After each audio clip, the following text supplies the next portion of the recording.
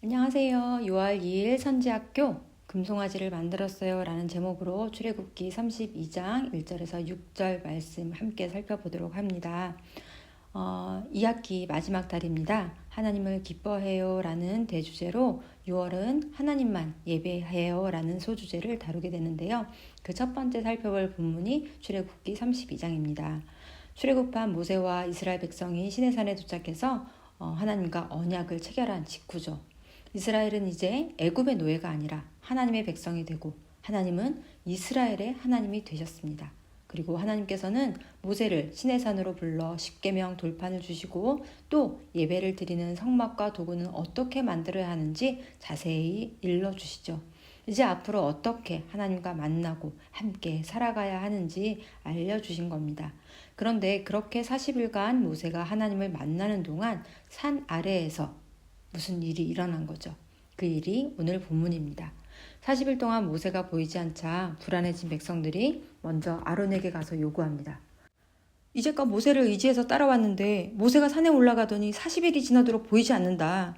도대체 어떻게 된 거냐? 모세를 기다릴 수 있겠느냐? 우리를 위해서 우리를 인도할 신을 만들어라 라고 요청하는 거죠. 그러자 아론이 이에 해결책을 제시합니다. 너희 아내와 자녀들의 귀에서 금고리를 빼서 갖고 와라. 그러자 백성들이 금고리를 갖고 왔고 아론은 그 금을 받아 부어서 조각칼로 새겨 송아지를 만들어 놓고는 백성들에게 이렇게 말하는 겁니다. 이스라엘아, 이것이 너희를 애굽 땅에서 너희를 인도해낸 너희의 신이다. 모세와 함께 애굽의 바로왕 앞에서 하나님이 하신 일들을 직접 보고 그 일에 참여했던 아론이 이런 짓을 하고 있는 거예요. 그런데 왜 하필 송아지였을까요? 고대 근동의 소는 넘치는 힘, 주권, 리더십의 상징이었거든요. 그래서 황소 위에 신상을 올려놓은 것도 종종 볼 수 있습니다. 고대 근동의 신에 대한 관념이 그대로 표현된 거죠. 그리고는 그 앞에 제단을 쌓고 다음날 절기를 지켜 일찍부터 번제를 드리고 화목제를 드립니다. 마치 출애굽기 24장에서 십계명을 선포하시고 하나님과 언약을 맺은 뒤 하나님을 뵙고 먹고 마신 것처럼요. 이걸 하나님이 못 보실 리 없죠. 하나님이 이스라엘 백성들에게 아주 대노하십니다. 이 백성은 목이 뻣뻣한 백성이다. 목이 뻣뻣하다는 건 당최 주인에게 의도적으로 반항하고 고집 피우는 그런 짐승을 묘사하는 말인데요. 미운 4살, 미운 7살, 또 사춘기 때 우리 아이들을 보면 이 말이 그냥 직관적으로 이해가 되죠. 그런데 왜 노하기를 더디하시고 인자와 긍휼이 많으신 하나님께서 이스라엘 백성을 당장 진멸해 버리시겠다 하실 정도로 이런 우상 숭배를 싫어하시는 걸까요?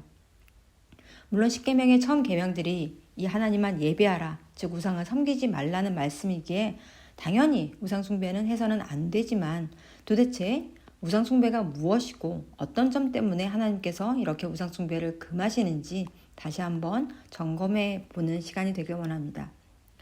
먼저 금송아지, 우상을 만들게 된 동기를 한번 살펴볼까요?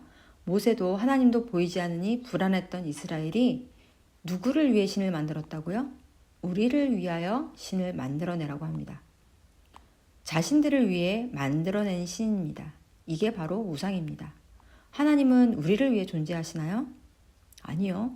피조물은 창조주가 없이는 존재할 수 없지만 피조물이 없어도 하나님은 존재하시고 존재하실 수 있는 분이십니다. 하나님은 우리를 위해 존재하시는 분이 아니라 스스로 있는 자이십니다. 하지만 우리를 위해 만들어낸 신, 즉 실제로는 하나님 대신 인간이 하나님의 자리에 앉아 우리가 조절하고 통제하고 이용하기 위해 만들어낸 신이 바로 우상입니다. 이런 식으로 우상 숭배는 하나님의 권위를 거부하고 하나님을 제한하고 축소시키고 우리가 통제하려고 합니다.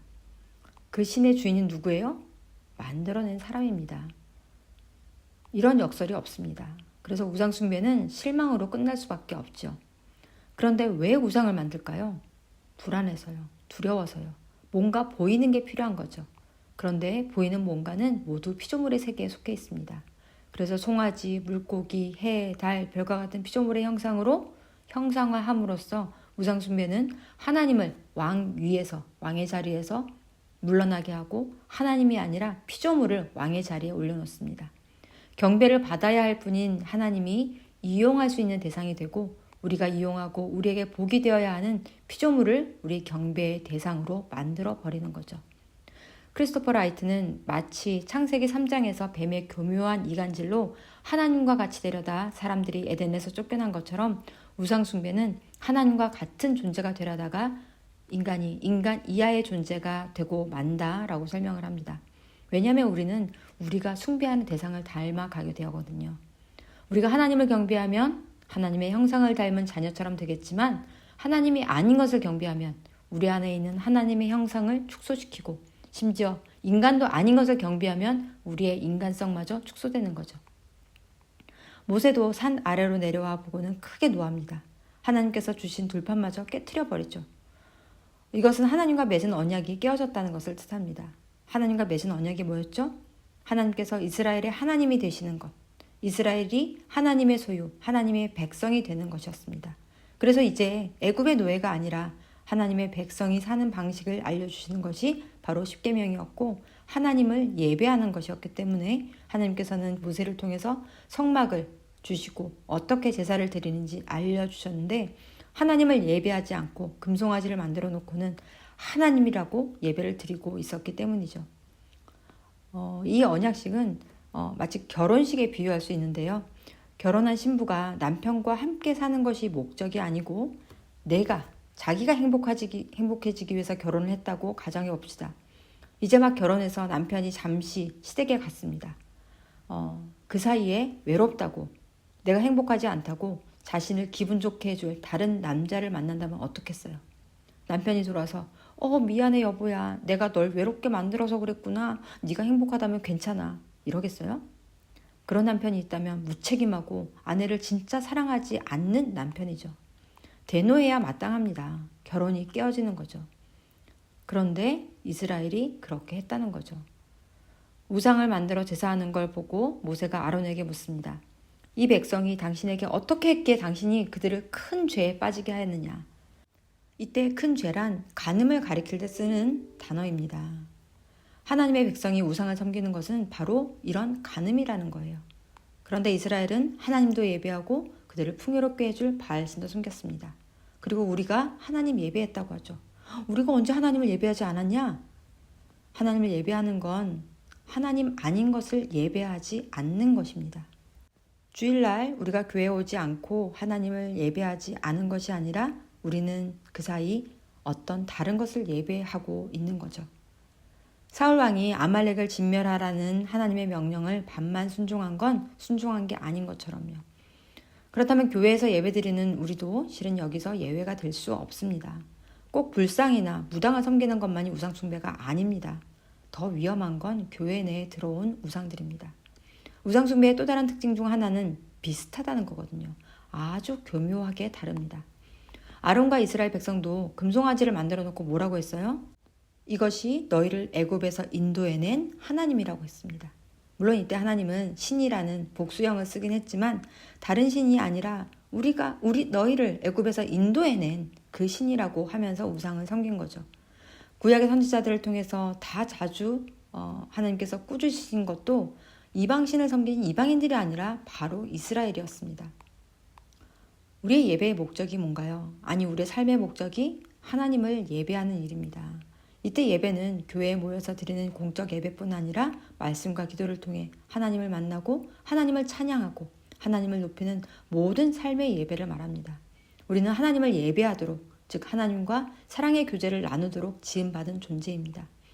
새벽기도, 수요기도회, 토빗회, 주일예배 모두 참석하지만 매일 큐티하고 기도하지만 그를 통해 하나님이 어떤 분이신지 보여지지 않고 오히려 하나님을 믿는 게 고작 저런 거였어? 하고 하나님의 영광을 가리우고 욕먹게 한다면 그 사람은 하나님을 예배하지 않는 사람일 가능성이 큽니다. 물론 하나님을 알지 못하는 사람들의 평가가 절대적인 기준이 될 수는 없지요. 마찬가지로 우리가 보기에 훌륭해도 하나님이 받지 않으신다면 그는 하나님을 예배하는 것이 아니라 다른 것을 예배하는 사람일 수 있습니다. 중요한 건 하나님과의 관계인 거죠. 예수님 때도 예수님이 오셔서 더 크게 비난하시고 아주 맹렬하게 꾸짖으신 것도 죄인들과 세리들과 창녀들이 아니었어요. 스스로 하나님을 잘 섬긴다고 자부한 대제사장과 서기관들과 바리새인들이었음을 기억해야 합니다. 온 세상을 다 얻는다 해도 하나님이 우리와 함께 하시지 않는다면 아무 소용없다. 뭘 성공하고 잘해서가 아니라 이것이 하나님의 백성이 다른 이유여야 합니다. 번영과 국가적인 자부심, 자기의, 하나님보다 더 높아진 모든 것, 하나님을 이용해서 얻으려는 이 모든 것이 실은 우상일 수 있습니다. 아니, 우상입니다. 심지어 교회에서 하는 우리의 사역이 우상이 될 수도 있고요. 우리의 자녀, 우리의 가정도 우상이 될 수 있습니다. 그럴 때 우리의 조급함과 두려움은 우리를 인도할 신을 만들라고 우리의 지도자들에게 요구하고 그 요구를 충족시키는 지도자들을 지지한다면 우리도 그런 금송아지들을 만들고 예배하고 말 겁니다.